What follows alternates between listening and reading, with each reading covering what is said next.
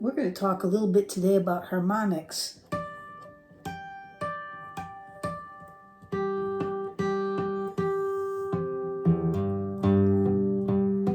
There's different kinds, and there's a natural harmonic, and then there's an artificial harmonic.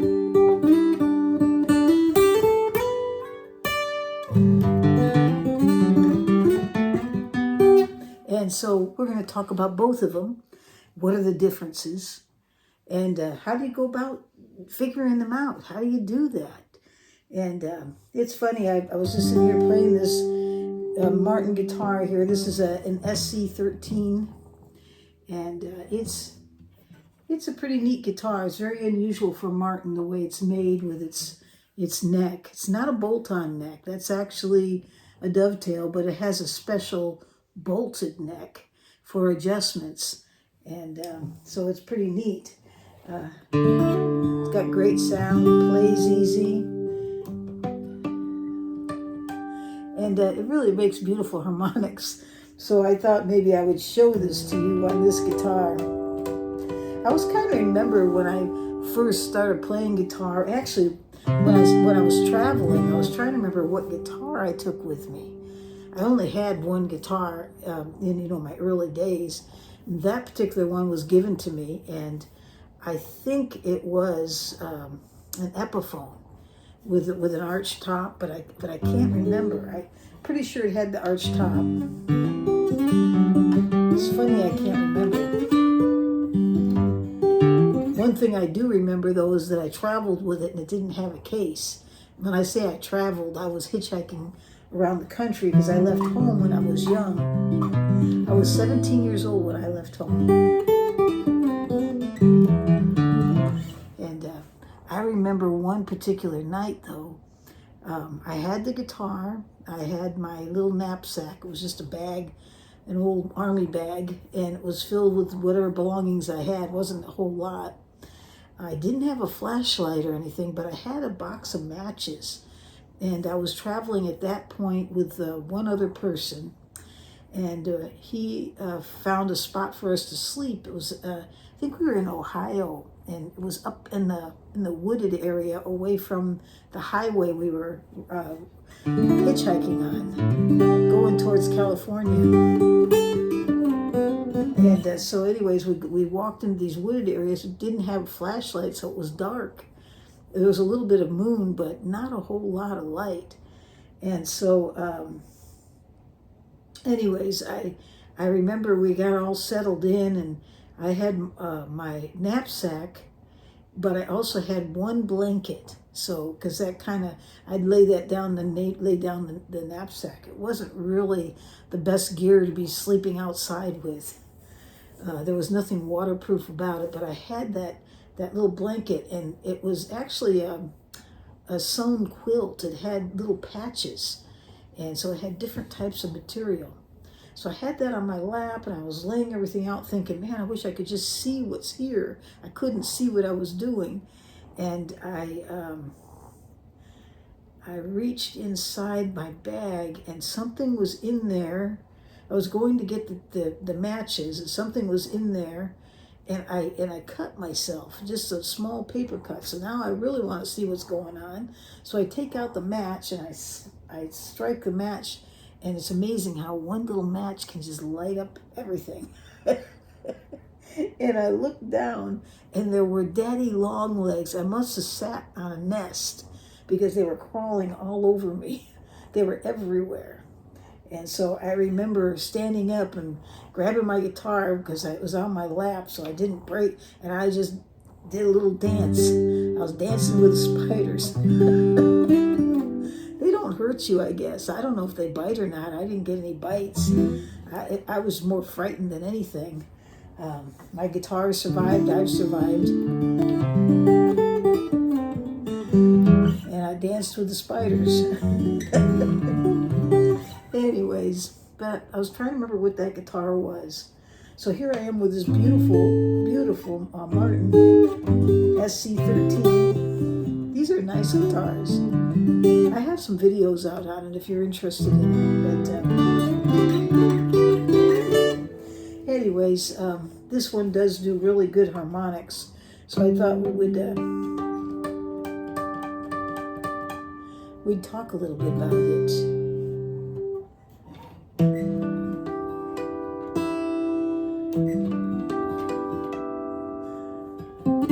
The one that can really do the harmonics, Doyle Dykes. I don't know if you've ever listened to his music, but oh my goodness, that man can sit down and just make that guitar sing. And Tommy Emmanuel's another one. They both give really great examples. I'll talk to you a little bit about technique, but I'm not going to tell you I arrived because I'm working on it too. But it is a lot of fun, and even if you're slow at it, it's really nice to have it so that when you're playing,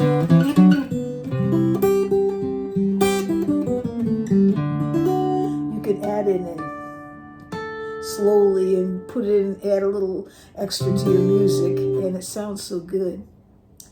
So anyways, let's talk a little bit about harmonics and what are the differences between the artificial ones and the ones that are natural, okay? And let me go turn off my air conditioning. I don't know if you can hear that in the background, but, or you probably also hear Tilly. She's snoring. Do you hear that? Well, she stopped. She heard me say her name. Anyway, she's here with me today. She's sitting next to Mr. Potato Head. Anyways, let me turn this off a second, and I'm going to go turn the air conditioner off. Okay, so I'm back again. Got everything all situated again. And if you hear snoring, it's Tilly. She's sleeping over here. Oh, she really wants me to just give her a belly rub. She rolls over. She's so cute. Anyways, so that you have to watch her and me at the same time here today. So harmonics, there's different types. There's a natural type and there's an artificial type. We're going to talk about both of those. But first, you know, what exactly is a harmonic? Well, there's this tone that you can get. It's almost like a bell, they say. They call it bell-like tone. It just rings out. And it sustains, it stays. It's a very pretty, beautiful sound. And so I heard somebody say that when you fret a note, like if I play this note here, there's actually more to that note than what your ear is actually deciphering when you listen to it. There's these overtones that go along with the note. And when you play a harmonic, what you're doing is you're pulling that overtone out, and that's what you're hearing. And you can hear it on the 5th and the 7th and the 12th fret. You can get harmonics on other frets too, because I've pulled them off. That's the 9th fret, but they sound best on the 5th, the 7th, and the 12th fret. Now you notice when you play a harmonic, sometimes it doesn't come out right away. Especially when you're first starting, you've got to kind of find that perfect spot when you play it. And so what you do is, in this case, we're going to just do a string without making a chord, just at the 12th fret. We're going to come up here to the 12th fret, and we're just going to hover over that 12th fret, just barely touching it. See that? With this finger here. And I'm going to put this on here. I like to wear my Fred Kelly here. And so I'm just going to hear that. Now, if I'm hitting it right just my finger is lightly touching it just over that fret. If I was off too much, here that's dead. If I go too high above it, it's dead. And if I hold my finger on it and don't pick it off, if I just leave it there, you'll hear it, but then it stops. Okay, so it sort of acts like a break. It just doesn't keep ringing out. So you got to lift up while you do it. And I'm exaggerating there by doing this. You just lift up on that, okay? And so when you play these harmonics at the 12th, 7th, and the 5th fret, those are called natural harmonics, okay? It'll make sense as we go along.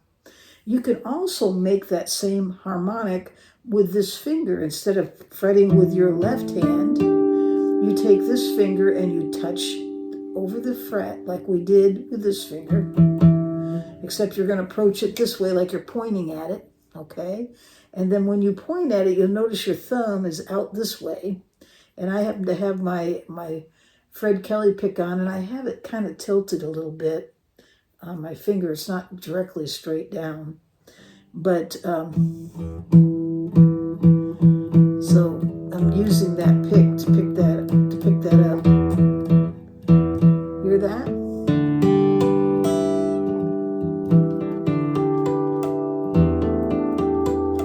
Okay, so I'm pointing towards it, barely touching it, plucking and lifting. Whoops, I messed up there.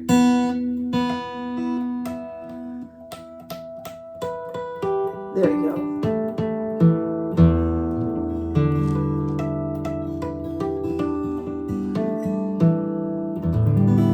Okay, so that is a harmonic. That is a natural harmonic. And it happens at the 5th fret, the 7th fret, and the 12th fret. We're getting a little sloppy there. Okay, so now that's a natural harmonic. Now what is a artificial harmonic? Well, it's that same overtone, same bell-like tone, except it happens when you compensate for a chord that you're making, a fretted chord on the fingerboard. For instance, if I'm making the G chord, in this case it's a D sus, I can still do the harmonics down here. You can't do it at the 12th fret, where you're just going to get this. Hear that? It's because these fingers have now displaced the distance between the 12th fret and that nut. So we have to compensate for that, okay? And the way that we do that is, well, we can start up here with the middle finger. It's on the 3rd fret from the nut. So now I know I have a 3 fret difference. And so I got to come down here to where I would normally do it at the 12th fret, and I have to move up 1, 2, 3 frets. And so I would then do my harmonic right here on the 13th fret. There it is. Can't play it here. It's dead. But if I come up here, it works because I compensated, because I've got my finger on this chord at the 3rd fret. My first finger's at the 2nd fret, so I have to move up to the 12th fret.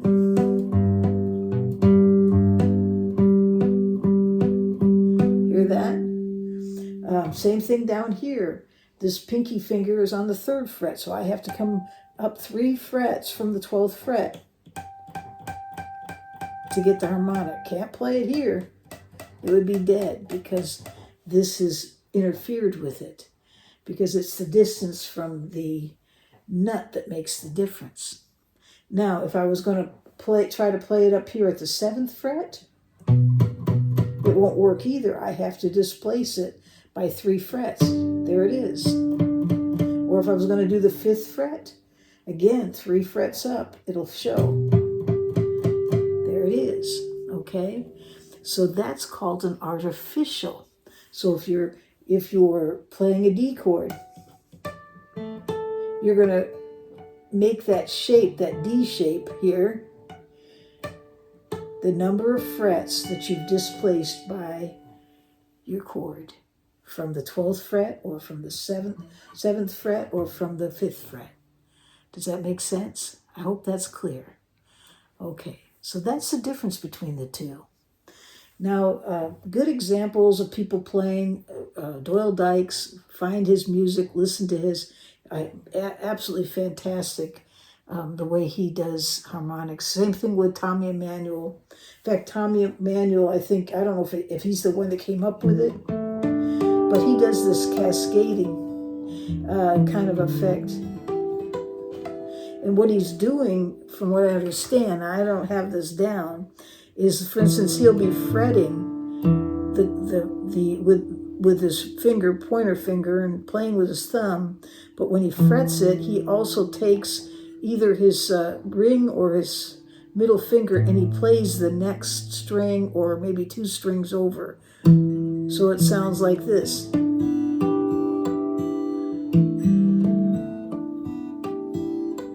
Hear that? So it sounds like this a little when he does it a little bit faster, and I'm not good at this at all. Something you have to practice.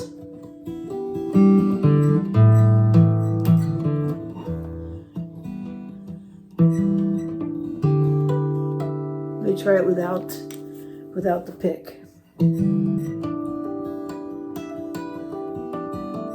I have a little more control. Hear that? Okay. So I think that's called the cascading harmonic. I think that's what he calls it. I'm not sure. Correct me if I'm wrong. But he does it really fast, and he can do it and compensate. It's just beautiful. Anyways, so those are harmonics, the natural and the artificial. And okay, that's what I wanted to show you today. So I'm going to leave it right there and remind you that we do have a live coming up on the 16th. Should be a lot of fun. We're going to do walk my hall strings. I'll show you my collection. And also we're going to do some giveaways. It should be fun. We're going to spend about a half an hour, not a whole lot of time, but we'll have some fun on the 16th. It's going to be 6:30 p.m. California time. Okay, so that's the West Coast here, and so you have to compensate for that. I understand in Australia it's like 11 o'clock in the morning, and back east I think for them it's 9:30 at night. Hopefully they're not sleeping. And so you have to kind of think about that. All right, so that's coming up. Also, I have a membership if you're interested, and we're going to be having another Zoom call soon. Probably that's going to come up on the week of the 20th. I don't have a date set on that yet. And I think that should be it. Don't forget to subscribe if you haven't.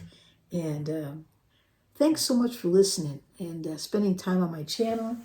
And again, if you're hearing snoring, it's over here. It's little Tilly.